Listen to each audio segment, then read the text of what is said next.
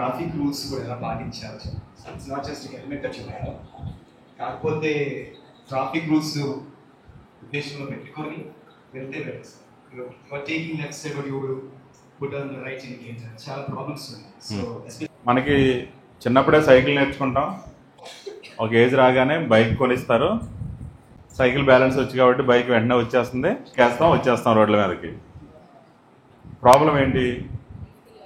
Left indicator sir చెప్పినట్టు ఆ points అన్ని కవర్ చేయడానికి ట్రై చేస్తాం. లెఫ్ట్ ఇండికేటర్ ఎప్పుడు వేస్తాం మనం? నేను లెఫ్ట్కి తిరుగుతాను సార్ అని వెనకాల ఉండేవాడికి చెప్పడానికి. మనం లెఫ్ట్ ఇండికేటర్ వేసి రైట్కి వెళ్తే ఏమవుద్ది? ధూమ్ టూ అవుద్ది. ఇండికేటర్స్ అయినా, సిగ్నల్స్ అయినా, హార్న్ అయినా ఏదైనా సరే మనం ప్రాపర్గా యూజ్ చేయగలగాలి.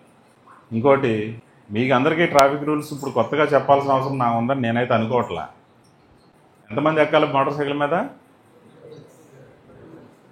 మీరు ఎంతమంది ఎక్కుతారు? ముగ్గురు. ఇవో ఇలాగ స్మార్ట్గా ఉండేవాళ్ళు అయితే నలుగురు.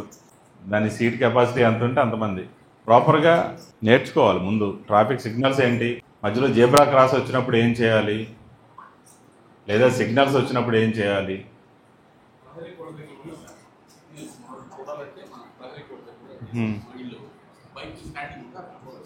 మీ బైక్ స్టాండ్ దగ్గర పెట్టారట, సింబల్స్ ఉంటాయి. ఆ సింబల్స్ దేన్ని రిప్రజెంట్ చేస్తాయనేది తెలుసుకోవాలి.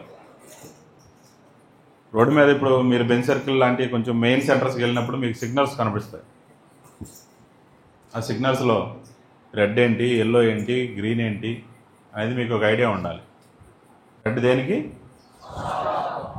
రెడ్ డైరెక్ట్గా వచ్చేస్తుందా? ముందేమొస్తుంది? ఎల్లోనో అది వస్తుంది. అంటే ఏంటి దాని అర్థం? స్లో అవ్వమని. తర్వాత రెడ్ రాగానే ఆ జెబ్రా క్రాసింగ్కి ముందే మీరు ఆగిపోవాల్సి వస్తుంది. గ్రీన్లో ఉన్నప్పుడు వెళ్ళాలి.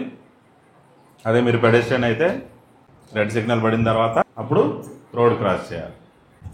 తెలీదా మీకు ఇవన్నీ? తెలుసు, కాకపోతే మనం ఫాలో చేయం అంతే.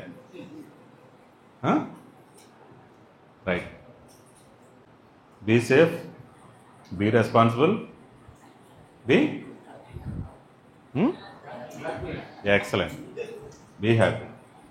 Okay, thank you children.